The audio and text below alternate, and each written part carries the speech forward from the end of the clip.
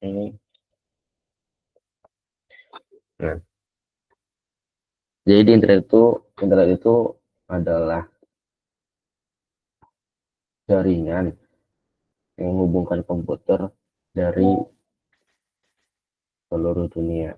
Nah, komputer adalah perangkat elektronik, connection adalah hubungan dari dua atau lebih benda. Kemudian network adalah kumpulan dari beberapa perangkat yang saling terhubung. Ini yang kemarin sudah kita bahas. Nah, sebelum masuk ke sesi yang sekarang, kemarin kan sempat ada yang nanya soal MPLS. Di sini saya bikin sedikit. Tadinya saya mau coba bikin lab MPLS ya, cuman device saya kurang kuat dan belum ada bahannya. Jadi di sini saya cuma bikin skenario MPLS. Bentar, gambarnya ada.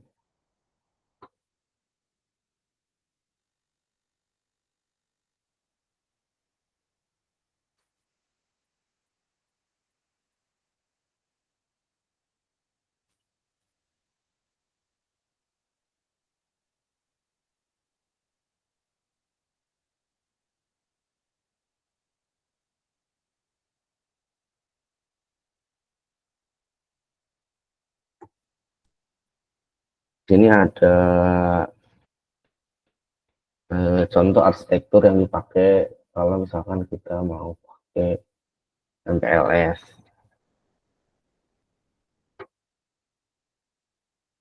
Ini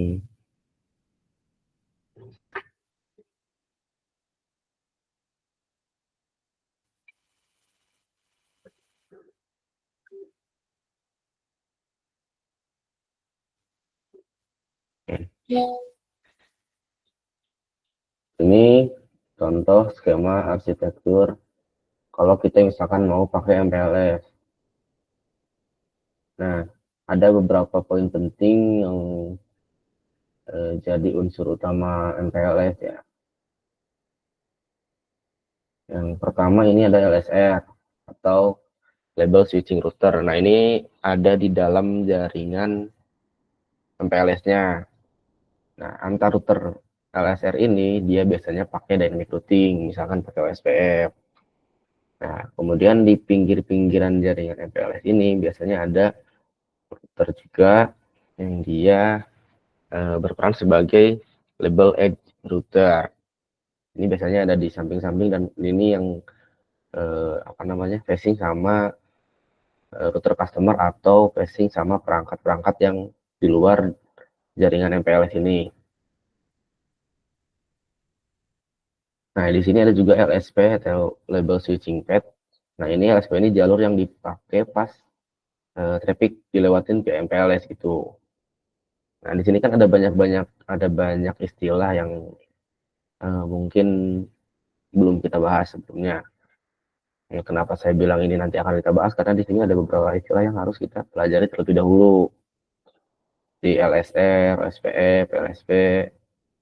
Ada satu lagi LDP. Nah, ini LDP ini protokol yang dipakai buat MPLS itu. Karena banyak hal di sini yang harus kita bahas. Kalau misalkan kita udah tahu ini semua, bolehlah kita langsung masuk ke sini. Cuman di sini ada beberapa teman-teman kita yang belum paham sama ini. Jadi kita akan bahas satu-satu, mulai dari IP address dulu sampai nanti bisa ke dynamic routing. Baru nanti kita akan coba ke MPLS.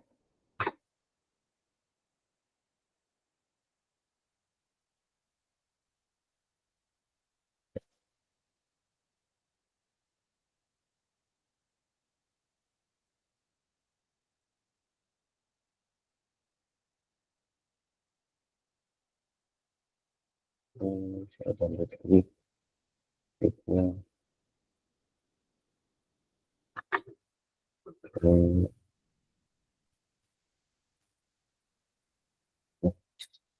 Nah, ini tadi yang ada di MPLS, ada LSR, LR, label executor, label switch page, ada label distribution protokol, ada OSPF juga yang tadi Yang kalau kita lihat ada salah satu dynamic routingnya pakai SPM.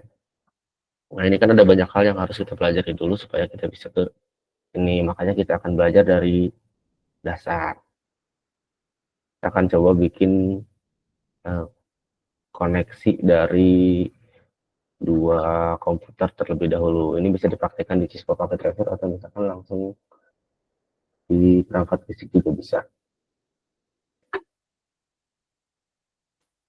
Tapi sebelum kita masuk ke nanti gimana ininya, pasang IP atau segala macam, ada beberapa hal yang uh, harus kita tahu, harus kita kenal. Nah, yang pertama adalah MAC address. Kalau kemarin kita lihat OSI layer itu ada layer pertamanya itu layer fisikal. Nah, MAC address ini berhubungan dengan layer 1 itu. Layer 1 itu kabel kan, nyambung nanti dia ke perangkat jaringan. Nah, tiap perangkat jaringan itu punya yang namanya MAC address. Ini tiap MAC address itu unik. Jadi berbeda tiap perangkat. Meskipun memang bisa dimanipulasi atau diubah. Nah, kalau misalkan kita pakai Windows, kita mau tahu MAC address kita, bisa kita ketikkan di CMD ifconfig garis miring A, nanti akan muncul physical address seperti ini. Nah, ini adalah MAC address. Ini saya MAC address dari WiFi di laptop saya. Nah, kemudian kalau kita sudah tahu yang namanya physical address atau MAC address, ini kan dia sebagai alamat fisiknya ya. Nah, kita harus tahu juga alamat logiknya, itu IP address.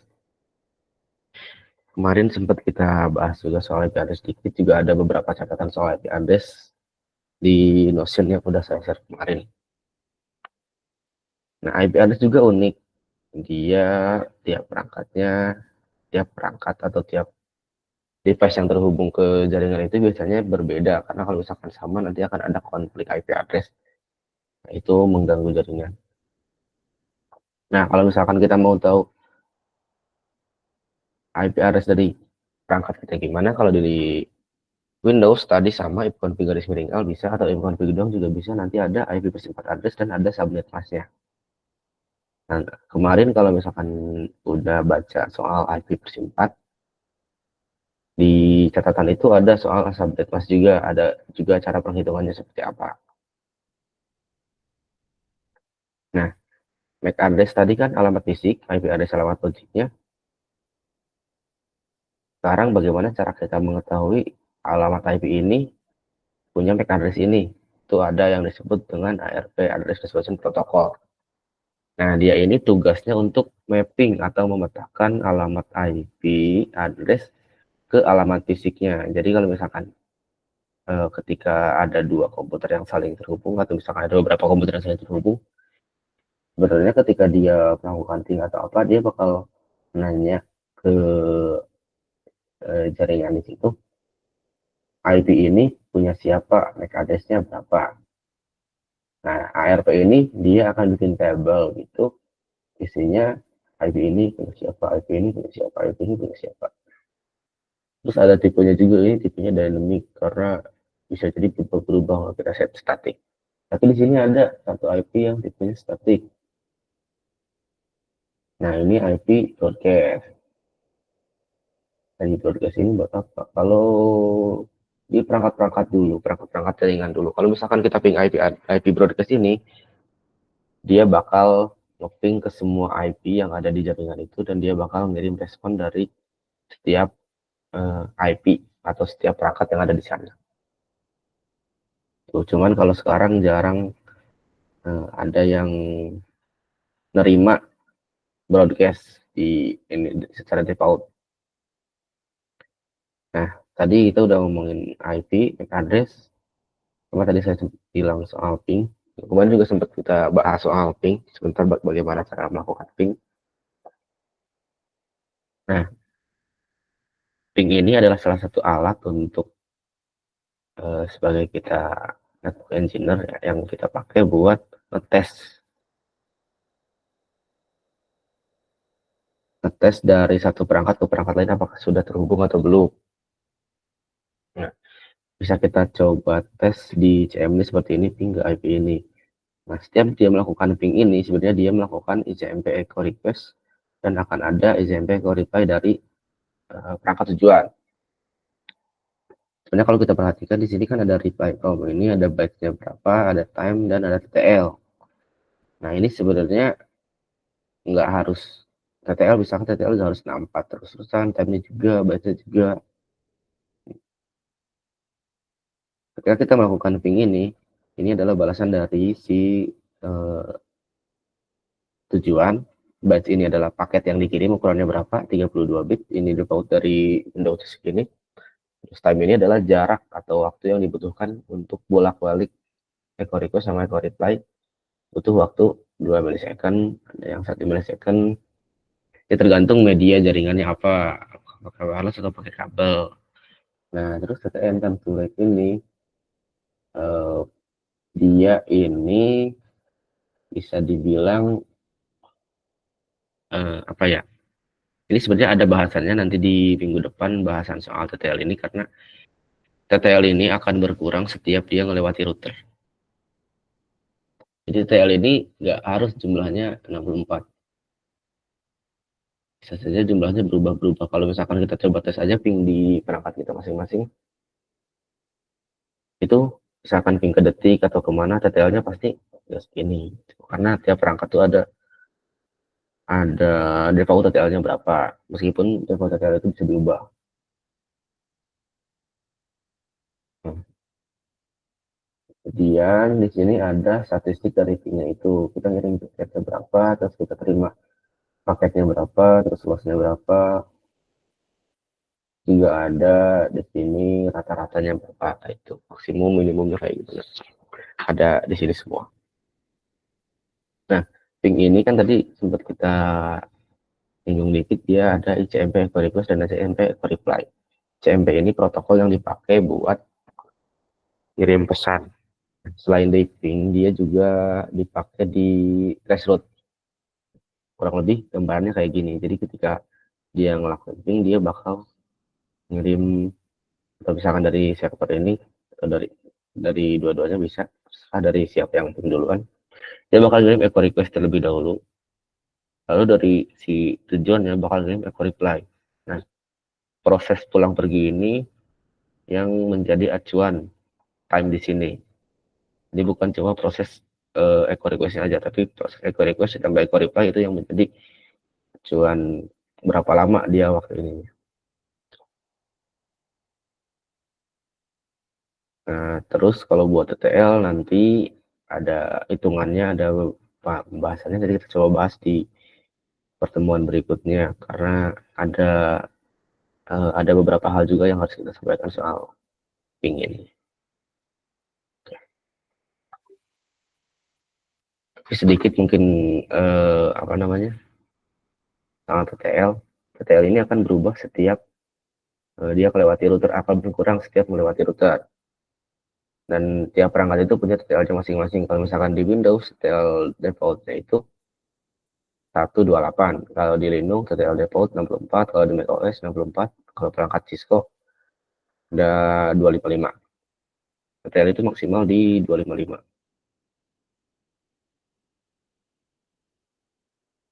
Tadi kita sudah bahas soal MAC address, IP address, sama ARP, dan ping juga. Nah, sekarang kita coba bikin eh, jaringan kayak gini. Ada di sini ada tiga, cuman kita pakai dua dua dua client aja. Ada switch, nanti pasang IP di sini, pasang IP di sini. Jadi kita coba cek juga ARP di sini apakah sama dengan address-nya dengan yang di sini, dan kita coba sebaliknya. Di sini saya ada sekat. Ini saya udah nyiapin dua Windows.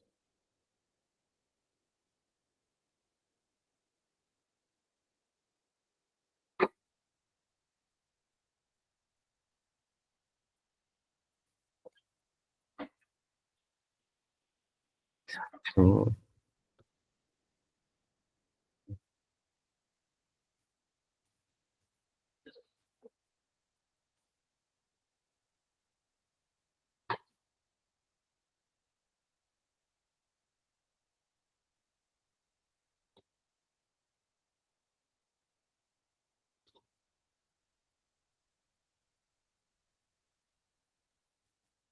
Nah, di sini ada dua Windows. Saya punya ada kalau pakai tester, so kita pakai yang di Windows dulu. Kebetulan ini Windows Server, tapi harusnya nggak jauh beda sama Windows biasa. Kalau kita mau ganti IP atau pasang IP di Windows, bisa kita klik kanan di daerah di gambar jaringan ini. Open network. Sini juga sama. Nah, sebetulnya kalau kita pakai Windows yang versi terbaru, dia mempermudah kita bisa langsung setting dari sini. Ada buat setting IP-nya bagaimana. Cuman saya lebih suka pakai control panel ini karena lebih lengkap.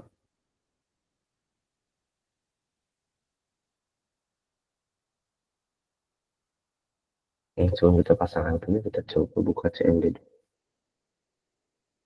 Kita buka CMD di dua bagian.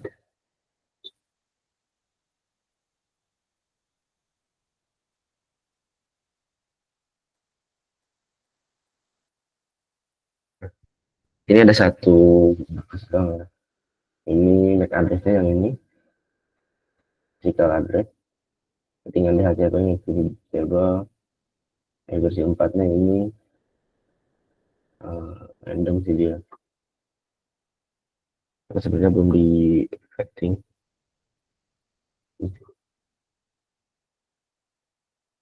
Kalau kita mau lihat dari sini juga sebenarnya bisa mau lihat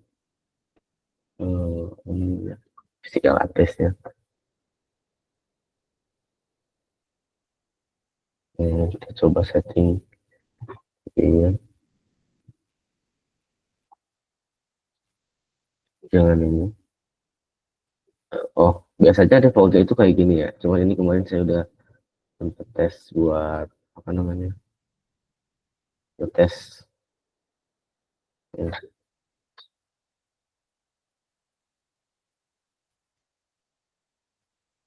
ini yang default dari si Windows biasa kayak gini. Kalau misalkan dia nggak dapet jaringan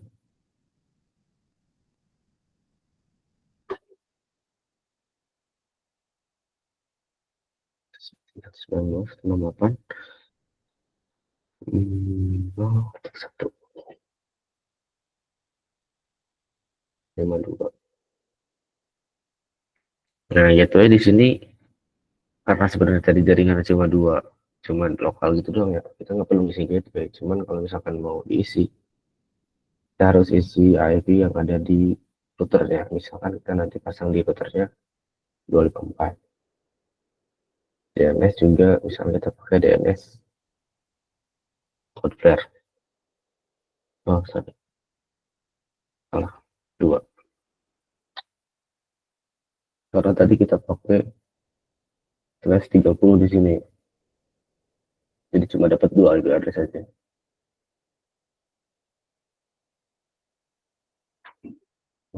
Ini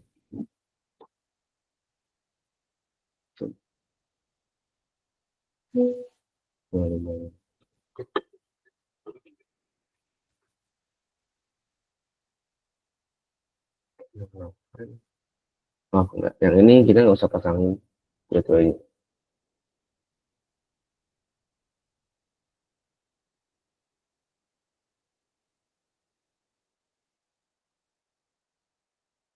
Jadi lihat dari sini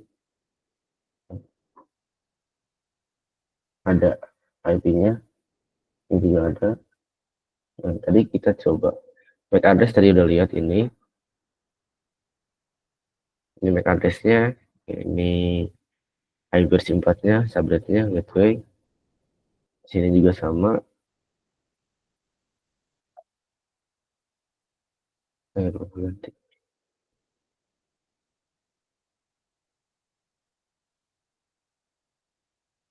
Oh, kosong.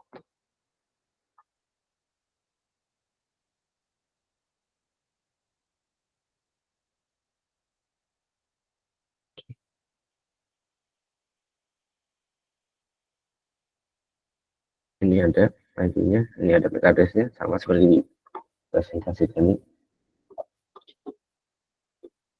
Nah, Tadi kan ada ARP. Nah, di Windows juga bisa kita lihat ARP.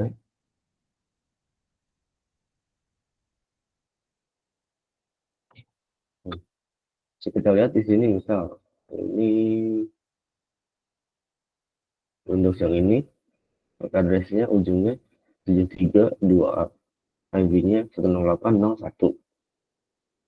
Nah, ini di lawannya bisa kelihatan 732A 108.01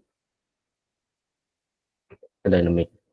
Nah, di sini juga kelihatan yang lawannya ini 48 FA, 48 FA. IP-nya 02, IP-nya 02 kayak gitu. Kalau di ARP-nya udah kelihatan kayak gini, berarti dia sudah terhubung secara layer 2 dan layer satunya udah layer satu udah pasti terhubung ya. Layer 2-nya ini sudah terhubung. Secara layer 2 dia sudah terhubung karena mekanisme udah saling kelihatan di ARP. Nah, layer 3-nya juga udah kita set di ini IP-nya.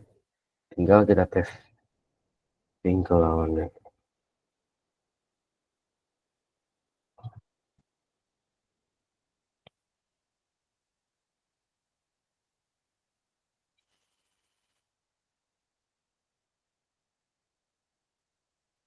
Nah, kenapa di sini request timeout? Windows itu defaultnya dia punya firewall dan firewall selalu aktif secara default. Jadi kalau misalkan mau ping, dia harus dimatiin firewallnya. Sebenarnya bisa kita matiin ICMP-nya aja, dan biar cepet kita matiin mau firewallnya.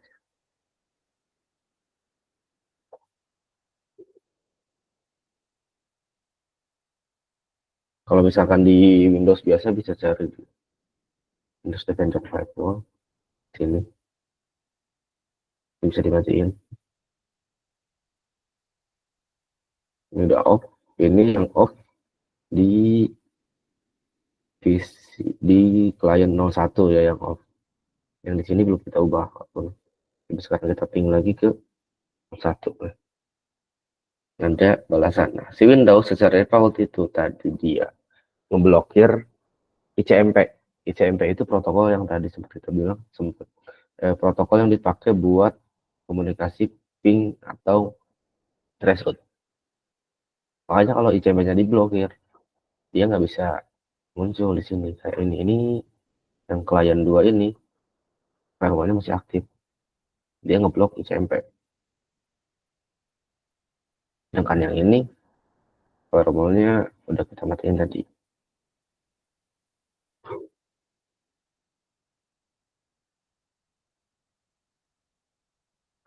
Hanya bisa di ping. Kadang ada beberapa case yang kayak, ini nggak bisa di ping tapi bisa diakses. Nah, ada kemungkinan ICMP-nya diblokir sama tujuan. Jadi kalau kita ping lagi, bisa. Bahkan yang ini, nggak bisa. Karena ICMP-nya diblokir. Bukan cuma di Windows, ada blokir ICMP. Di Linux juga bisa kita set firewall buat blokir ICMP. Di Trace juga kalau misalkan ada request timeout di tengah-tengah, bukan berarti dia internetnya putus. Itu bisa jadi ada filter ICMP di network tersebut.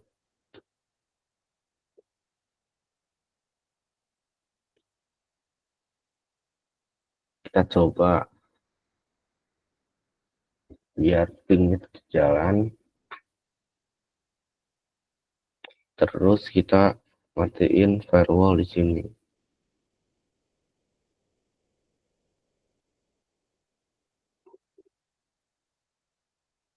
Nah,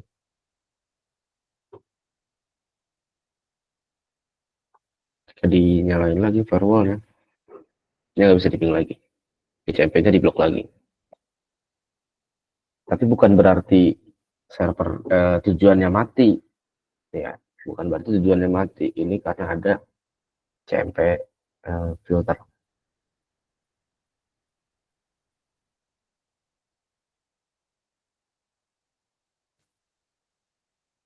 Oke, udah jalan lagi. Anda bisa dipilih. Oke, kita balikin aja ini ke pautnya.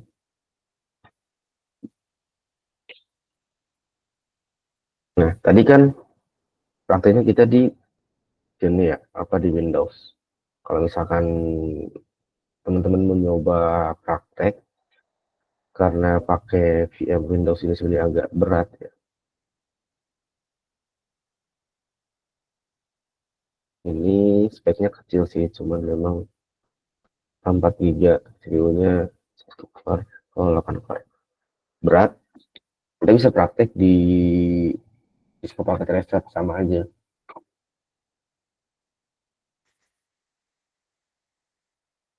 Nah, di sini ada buat setting IP,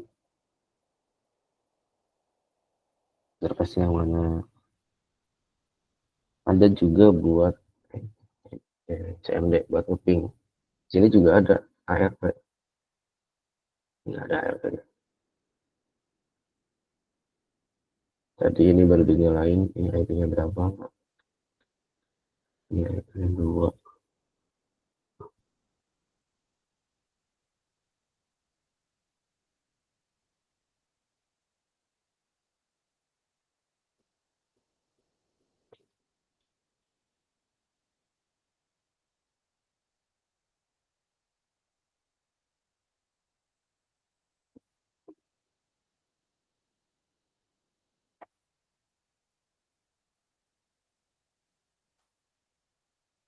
Sama kayak tadi,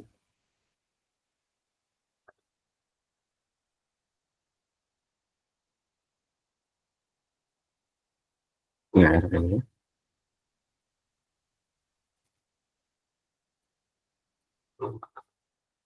Sama kayak di Windows. Physical address, ada physical address, ada IP4, tablet, begitu ini juga. Tapi di sini ada IP versi 6. Ini juga ada IP versi 6. Di Windows tadi juga ada IP versi 6.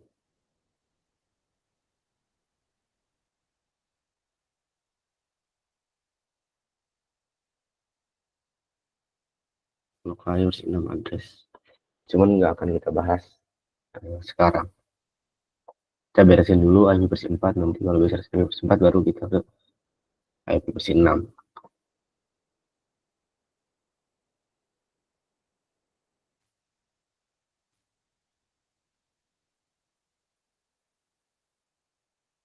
Nah, ini kan juga terhubung secara yang satu secara ini terhubung, cuman di sini ada bedanya tambahan konflik di switch.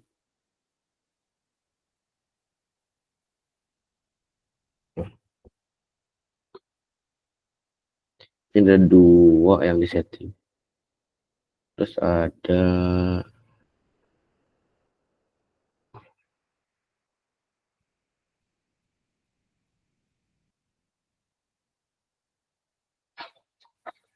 dua interface pakai VLAN 100.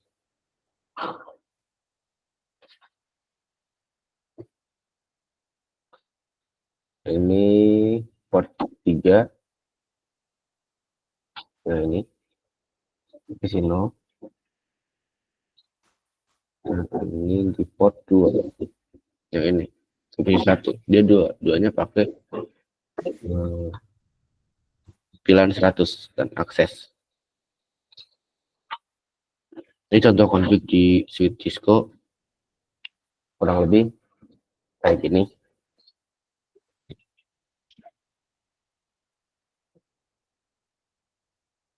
Nah, yang tadi MPLS itu bisa L2 VPN. Atau VLAN ini bisa kita dibuat tunnel ke tempat lain. Makanya banyak hal yang harus kita pelajari sebelum sampai sana. Kita harus paham VLAN dulu, kita harus paham IP tadi, IP-nya, terus pasang routing dinamis, harus paham routing dinamis minimal OSPF bisa, baru nanti kita bisa belajar ke sana. Ini contoh buat jaringan sederhana dan kecil. Ini sudah bisa menghubungkan dua klien ya. Kalau misalkan kita mau tambah klien lagi, nanti kita tinggal setting kayak gini lagi di part-part berikutnya.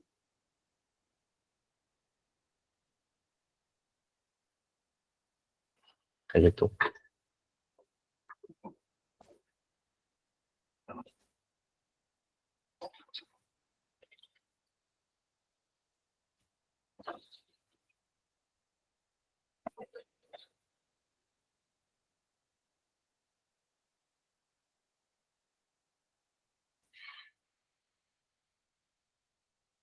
Nah, tadi kan kita udah belajar setting IP di sini dan di sini dan udah bisa saling ngeping. Nah, itu jadi syarat pertama supaya bisa saling terhubung kalau misalkan atau misalkan bisa diakses ya. Kalau misalkan kita pasang IP di salah satu kita pasang IP-nya di salah satu doang, misalkan kita pasang di sini doang, yang di sini nggak kita pasang IP, yang ini pasti nggak bisa hubungin ke sini dong. Atau misalkan kita udah pasang IP di sini, ada kabel ke sini, kita pasang IP di sini tapi nggak ada kabel ke sini, ya tetap aja nggak bisa. Gitu. Jadi syarat buat bikin jaringan yang sederhana itu kayak gini. Ada klien, ada koneksinya, ada klien lain, ada koneksi juga, dan ada logical settingan logiknya kayak gitu. Nah di internet juga sama kayak gitu. Kan ada harus ada klien, harus ada jalurnya atau media jaringannya, dan harus ada tujuannya kayak gitu. Kalau misalkan salah satu nggak ada, ya nggak akan bisa terhubung gitu. Nah nanti kita juga akan belajar soal routing. Di Windows juga ada. Kalau misalkan kita mau lihat root table, kita bisa ketik root print. Nanti bakal ada root table kayak gimana. Cuma nanti kita akan coba praktekkan di pertemuan nanti. Nah, sebenarnya kalau misalkan waktunya cukup, saya mau coba bikin uh, topologi kayak gini. Nah, jadi ada router, ada server, ada internet juga, ada switch, dan ada kliennya. Jadi nanti kita akan coba dari si klien ini harus bisa mengakses server ini. Terus uh, routernya nanti kita setting biar bisa dapat internet. Jadi kliennya juga bakal bisa dapat internet, server bisa dapat internet, dan server ini kalau misalkan ada IP publiknya nanti kita coba biar server ini bisa diakses dari luar juga. Klien bisa akses ke sini, bisa akses ke internet juga. Di suite-nya nanti kita coba belajar juga soal VLAN. Jadi harusnya komplit ya. Kita belajar dari layer 1 fisiknya, ya pasti jelas. Layer 2 di sini di suite-nya. Layer 3 kita akan coba bikin uh, config router ini. Dan ada settingan router buat internet juga. Cuman karena waktunya udah hampir jam 9, jadi ini akan kita bahas nanti di pertemuan nanti. Oh iya, tadi saya sempat ngobrol soal TTL kan ya. Nah, TTL itu akan berkurang setiap dia ngelewatin router kayak gini. Misalnya di sini ada 64 TTL-nya. Ketika ngelewatin router satu, dia bakal berubah jadi 63. Terus-terusnya. Nanti kita bahas juga di pertemuan berikutnya. Karena ini agak lumayan ada hitung-hitungannya. Mungkin cukup sekian dulu dari saya. Kalau misalkan dari teman-teman ada yang mau nanya, boleh. Oh iya, ntar. Oke. Kalau misalkan ada yang mau nanya, boleh silahkan nanya. Atau misalkan ada yang mau sharing, boleh. Nah, jangan lupa juga buat follow Instagram kita. Dan kita juga ada grup di Telegram yang mau nanya-nanya di luar pas sharing session. Bisa nanya-nanya di Telegram atau bisa nanya ke nomor Lambit ini. Itu.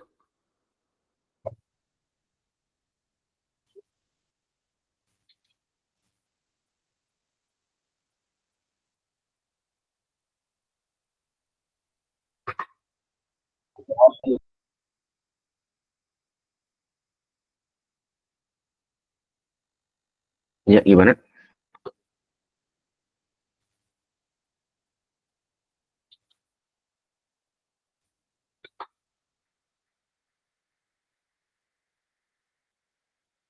Oh, langsung ada yang join ke komunitas ya. Terima kasih.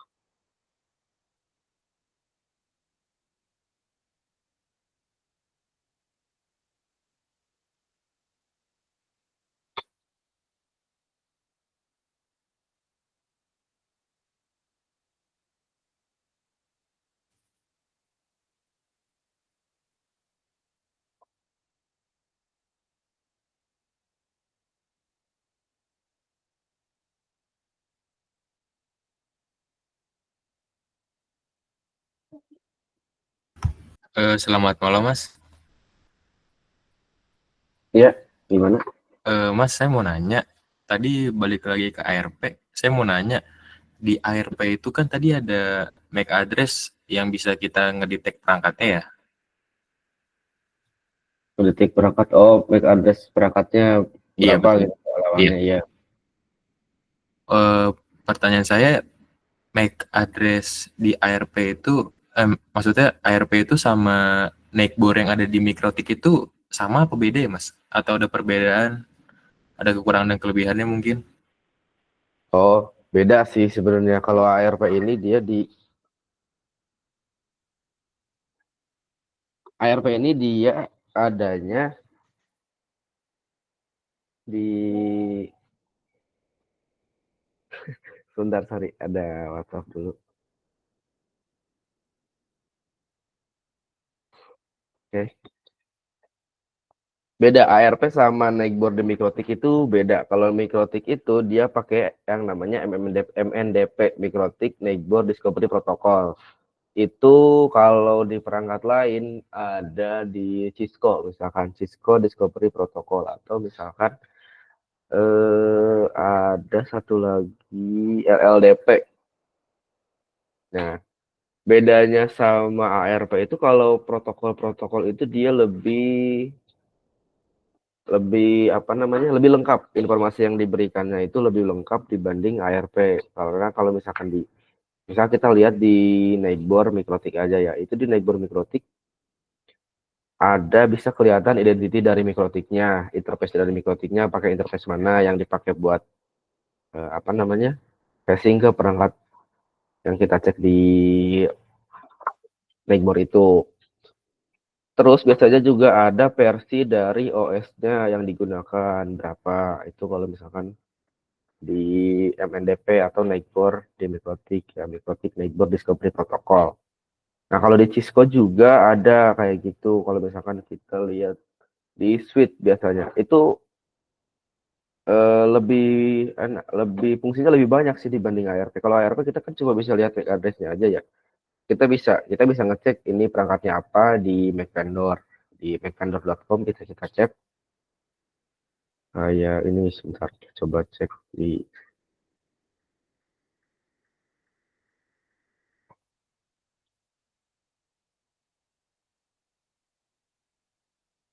dasarnya beda.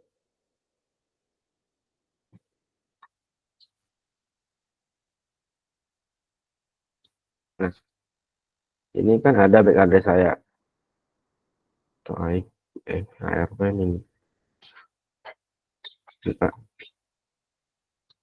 itu tadi 168.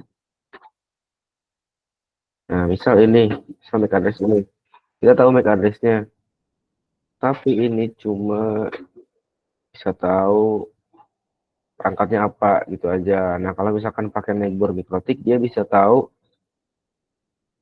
versi mikrotiknya berapa, interface yang ngarah atau versi ke kita, interface berapa, terus eh, identity mikrotiknya apa, misalkan itu bisa kelihatan. Di CDP juga bisa kelihatan, di LLDP juga bisa kelihatan kayak gitu. Nanti kalau misalkan kita ada praktek di Cisco atau di Mikrotik, mungkin kita bisa liatin. Dan itu sangat sangat berguna sebenarnya. Itu bisa kita pakai di keadaan darurat, itu bisa kita pakai buat remote perangkat yang ada di sebelahnya atau yang facing ke network kita.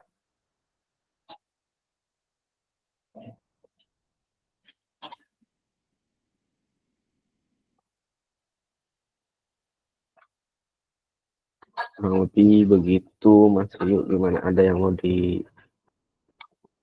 mau ditanyakan lagi? Oh, Cukup sih Mas. Makasih. oke, kalau kenapa?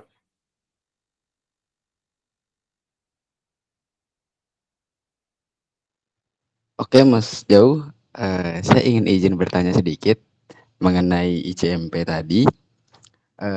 Dari ICMP itu sendiri, inti dari ICMP itu sendiri kan seperti untuk mengirim protokol ya. Ada beberapa troubleshoot atau ICMP error di beberapa service, biasanya kayak destination network under table, terus host under table, port under table. Yang masih saya bingung itu, saya pernah menemukan fragmentation required. Itu mungkin bisa dijelasin sedikit aja soal troubleshoot ICMP fragmentation required tersebut ya. Terima kasih dari saya. Oke, terima kasih Kurnia, pertanyaan ini. Pertanyaannya menarik karena eh, saya harus gambar dikit ya.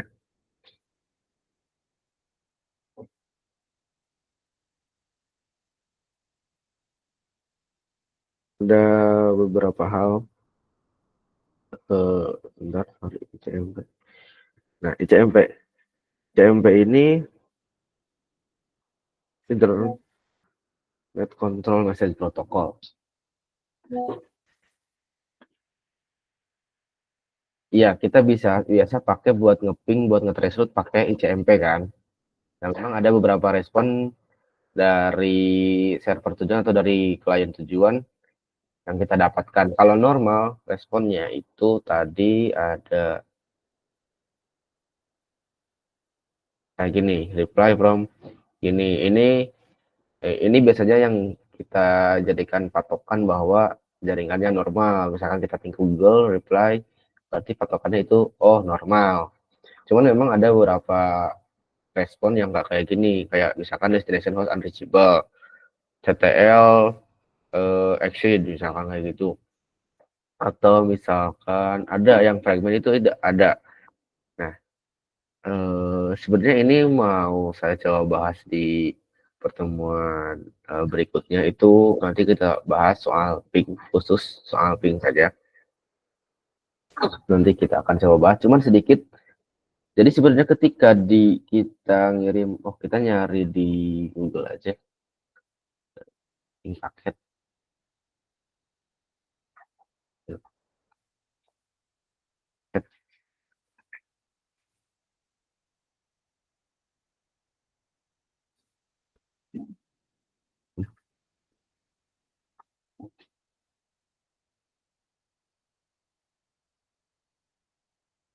Coba tampilkan di CMP sini.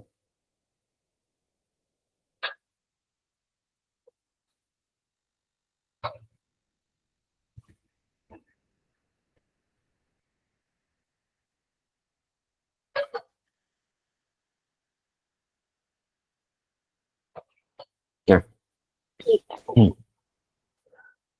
sebenarnya ketika kita pakai ping, kita ngelakuin ping itu, dia ngirim paket kayak gini.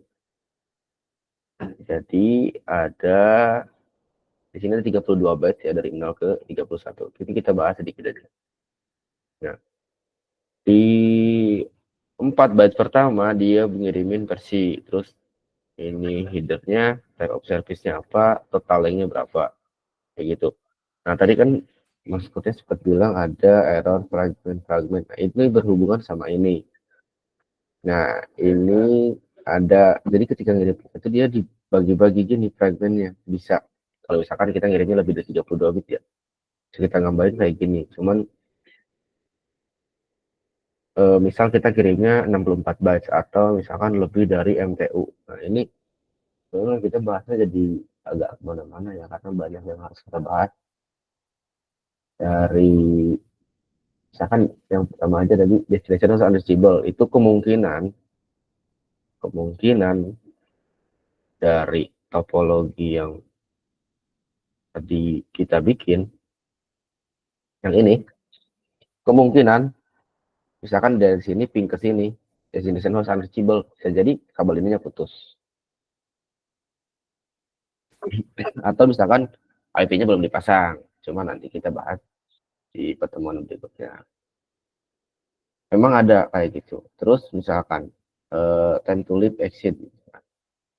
Nah itu karena TTL yang tadi kita bahas di awal ada di sini. Sorry. Ini TTL. TTL ini kan defaultnya 64 dan akan berkurang setiap melewati router. Nah kalau TTL time to leave-nya exit time out. Berarti kemungkinan router yang sudah dilewati sama dia itu lebih dari default TTL yang dia kirim. Tuh. TTL ini bisa kita ubah defaultnya berapa atau bisa kita ubah kita mau kirim berapa TTL. Cuman yang tampil di reply ini tuh default TTL dari penerima pada TTL kita.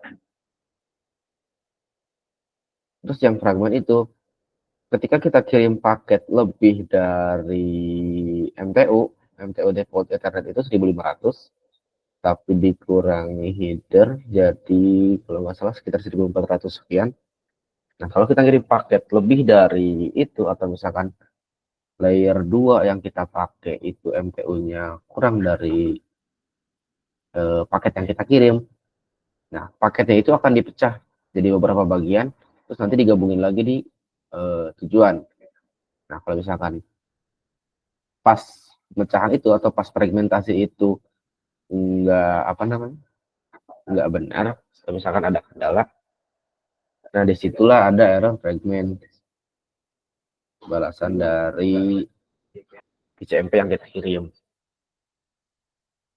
Ini coba kita bikin di minggu depan, memang udah kita rencanain buat jelasin soal ICMP ini, ping dan pokoknya semua tentang ICMP, ping, serta respon-respon balasan dari ping ini kayak gimana. Nanti minggu depan kita bahas lebih lengkap lagi yang seperti. Oke, siap Mas Jau, terima kasih. Kemungkinan berarti minggu depan saya akan kembali lagi untuk melihat materi tentang ICMP tersebut. Terima kasih untuk presentasinya barusan, sudah cukup menarik untuk saya.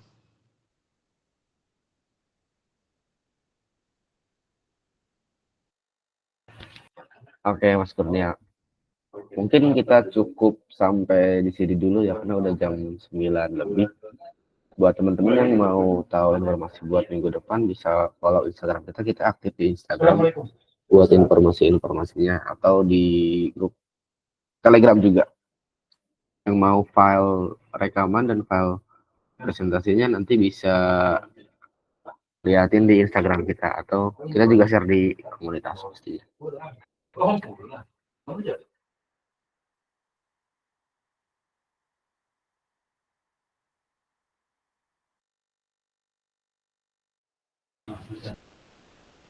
Oke, jadi gitu dulu teman-teman. Terima kasih kehadirannya. Selamat malam.